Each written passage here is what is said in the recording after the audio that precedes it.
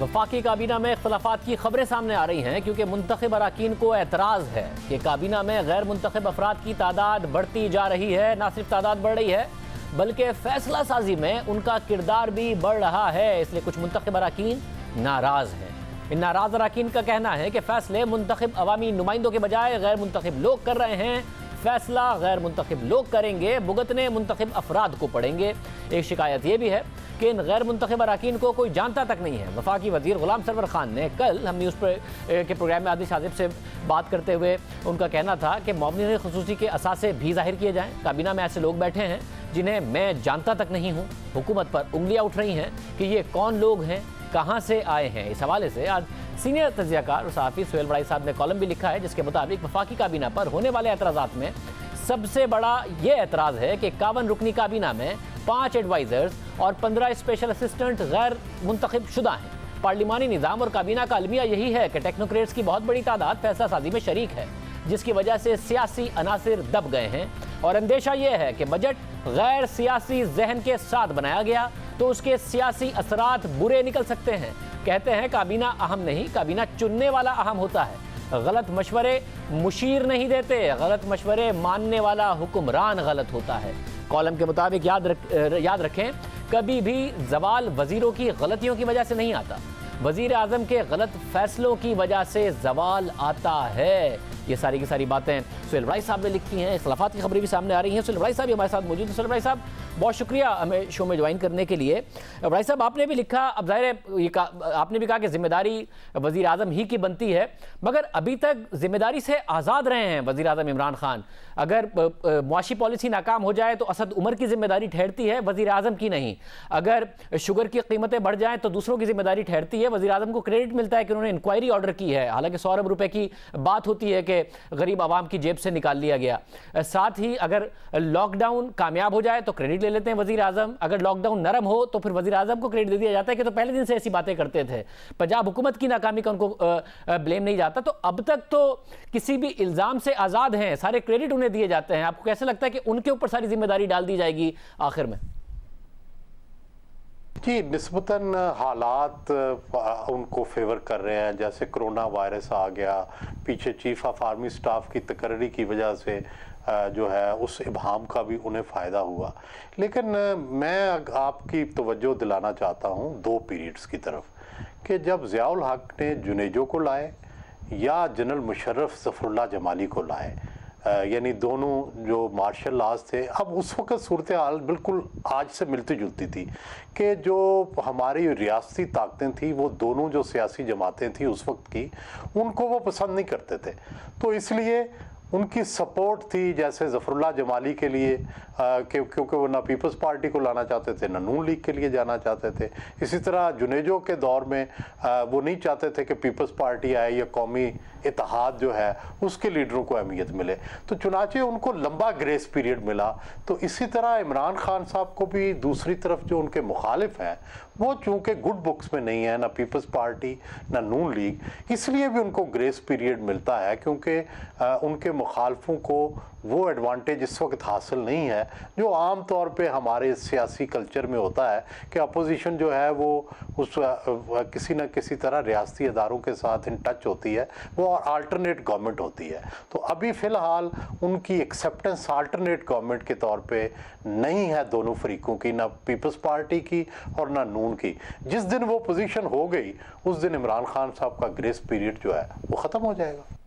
यानी फिर कारकर्दगी का मसला नहीं है, क्योंकि फिर उस्मान बुज़दार साहब के हवाले से भी बड़ी अहम बात की शेख रशीद साहब ने। मैं आवाम को दिखा दूं, फिर मैं इस हवाले से सवाल करता हूं आपसे।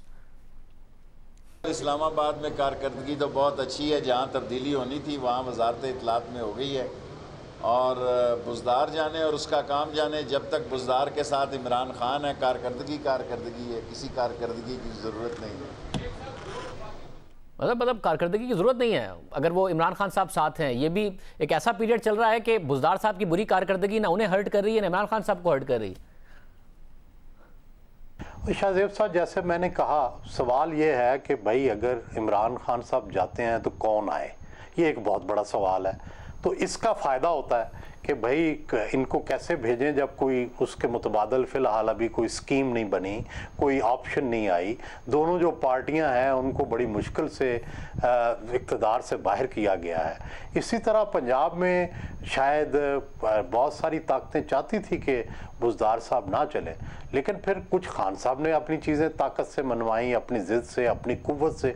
उनके पास भी तो जितनी देर ताकत होती है इंसान उतनी देर वज़ीर आज़म जो है उसकी भी बहुत सी बातें माननी पड़ती हैं। तो ये कोई खुश दिली से रियासती अदारे नहीं चला रहे, लेकिन उन्होंने एक्सेप्ट कर लिया क्योंकि फ़िलहाल कोई ऐसा रास्ता नहीं है कि जब तक कोई सेकंड ऑप्शन तैयार नहीं होती उस वक़्त तक ये ग्रेस पीरियड रहेगा। हाँ, एक चीज़ मौजूद ज़रूर है कि इस गवर्नमेंट के लिए जो सबसे ख़तरनाक बात है वो मईशत है, क्योंकि अगर जून के बाद मईशत जो है वो चली ना, और जैसे कि लग रहा है कि इस वक्त इकनॉमिक क्राइसिस बढ़ता जा रहा है, तो फिर ज़ाहिर है उस वक्त फिर ये सारी बाकी मसलतें जो हैं वो पीछे रह जाती हैं और फिर एक इमरजेंसी और एक फौरी जो सलूशन है वो ढूंढना पड़ता है।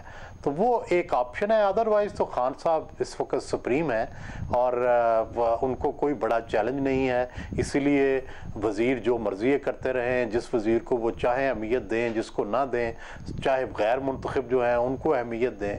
लेकिन तारीख़ का मुतालिया ये बताता है, हो सकता है ये तारीख़ से मुबर्रा हो, इस्तिस्ना हो इनको, लेकिन तारीख़ का मुतालिया ये बताता है कि जो गलतियाँ होती हैं वो कहीं रजिस्टर हो रही होती हैं। जो ही आप क्राइसिस में जाते हैं वही गलतियाँ आपके सामने आके खड़ी हो जाती हैं। सब मगर जो मुतबादिल का मामला है, शहबाज शरीफ ने हर तरीके से कोशिश तो की है अपने आप को मुतबादिल के तौर पर पेश करने की। जितनी पोजीशन नून लीग की सेकंड ईयर और थर्ड ईयर लीडरशिप ले लेती है, चाहे शाहिद खान अब्बासी साहब ज़ाहिर सेकंड ईयर में, एहसन इकबाल साहब, शहबाज शरीफ साहब तो उतनी पोजीशन भी नहीं लेते। वो आज तक साबित नहीं कर पाए कि वो उनमें कोई लीडरशिप की सलाहियतें हैं, एडमिनिस्ट्रेटर की सलाहियत उन्होंने ज़रूर साबित की हैं। बेटा उनका जेल में है, उसके बावजूद ना कोई अग्रेसिव पोस्चरिंग है, ना कोई उन्होंने बात की है, मगर वो घूम फिर के दोबारा उनका टाइम आ गया कि नैब फिर उन्हें तलब कर रहा है, ईद के बाद फिर कह रहे हैं उनका मुश्किल टाइम आएगा। तो इतना कॉम्प्रोमाइज करके भी, कोई पोजीशन ना लेके भी अपने आप को मुतबादिल शहबाज शरीफ भी नहीं बता पाए। नहीं, मेरा ख्याल है कि असल तो बात है ओवरऑल नून लीग की। शहबाज शरीफ साहब अगरचे एक एक्सेप्टेबल फेस हो सकते हैं, उनका सारा पास्ट रिकॉर्ड ये है कि कभी एस्टेब्लिशमेंट से नहीं लड़े, कभी अपनी क्रीज से बाहर निकल के उन्होंने नहीं खेला, लेकिन बहरहाल उनके ऊपर उनके भाई का इन्फ्लुएंस है। नून लीग जो है उसके अंदर एंटाई एस्टेब्लिशमेंट और बड़े ऐसे लोग मौजूद हैं कि जो कि उसकी पॉलिसियों को इन्फ्लुएंस करते हैं। तो ऐसी पॉलिटिकल पार्टी जिसके अंदर अभी भी उन्हें वो उस तरह से नज़र नहीं आती जैसे तहरीक इंसाफ उनके साथ चल रही है, तो जाहिर है वो उतनी देर तक तो वो प्रेफर की जाएगी तहरीक इंसाफ, जब तहरीक इंसाफ जैसे ही नैरेटिव वाली कोई पार्टी जो है वो और खड़ी नहीं होती, या ऐसा ग्रुप खड़ा नहीं होता जिसका नैरेटिव इन दो पॉलिटिकल पार्टीज़ के मुकाबले में निस्बतन रियासत के नैरेटिव के करीब हो। सब ओवरनाइट तो ज़ाहिर एक पार्टी नहीं डेवलप हो सकती, तो फिर इस वक्त तो कहा जा सकता है कि वज़ीर आज़म इमरान खान एक ताकतवर वज़ीर आज़म है और 5 साल के लिए अपने पूरा इक़्तिदार पूरा करने के लिए उन्हें कोई चैलेंज नहीं। नहीं, मैं इस फ़िलहाल मुझे नहीं ऐसा लगता। उसकी वजह यह है कि चूँकि अभी उनके यहाँ जो गवर्नेंस अच्छी नहीं है, मईशत अच्छी नहीं है, तो जब तक ये दोनों चीज़ें इंश्योर नहीं होती उस वक़्त तक उनकी हुकूमत हर वक्त ख़तरे में रहेगी। क्योंकि इस वक्त मजबूरियां हैं रियासती अदारों की, सियासी मजबूरियां हैं, अपोजिशन इस काबिल नहीं है, कोरोना वायरस है, लड़ाइयां हैं, झगड़े हैं, इलेक्शन फ़ौरन हो नहीं सकते। तो ऐसे में उन्हें एडवांटेज ज़रूर हासिल है और इस एडवांटेज से वो अपने मुखालफों को ख़त्म करने का भी फ़ायदा ले रहे हैं, उन्हें कमज़ोर करने का, उन्हें बदनाम करने का। लेकिन मसाइल तो हल नहीं हो रहे। जब मसाइल हल ना हो, आप उन्हें एक तरफ मसाइल इकट्ठे तो हो रहे हैं, तो वो किसी वक्त भी जो ही आप थोड़े से रुकेंगे या लोग तजिया करना शुरू करेंगे तो फिर आपके ऊपर सारे वो मसाइल जो हैं दोबारा से आपके ऊपर आ जाएंगे और फिर आपके पास कोई हल नहीं रहेगा। असल बात यह है कि किसी गवर्नमेंट गवर्नमेंट के 5 साल तब पूरे होते हैं जो मसाइल के हल की तरफ भी वो जा रही हो, मईशत जो है वो बेहतर हो रही हो। चूल्हा जलेगा तो हुकूमत चलेगी, जब चूल्हे ठंडे हों तो हुकूमतें नहीं चलती। बहुत शुक्रिया सुहेल भाई साहब हमारे साथ मौजूद थे। प्रोग्राम में एक ब्रेक शामिल करेंगे। तहरीक इंसाफ पर तनकीद हो रही थी कि उन्होंने जो मुआशी तरक्की है वो बुरी तरह मुतासिर की है और 3.3% उनके पहले साल में मुआशी तरक्की हुई। अब तनकीद हो रही है कि वो नंबर भी गलत बताया गया था, उससे भी कम तरक्की हासिल हुई। क्या मामला है, बात करेंगे ब्रेक के बाद।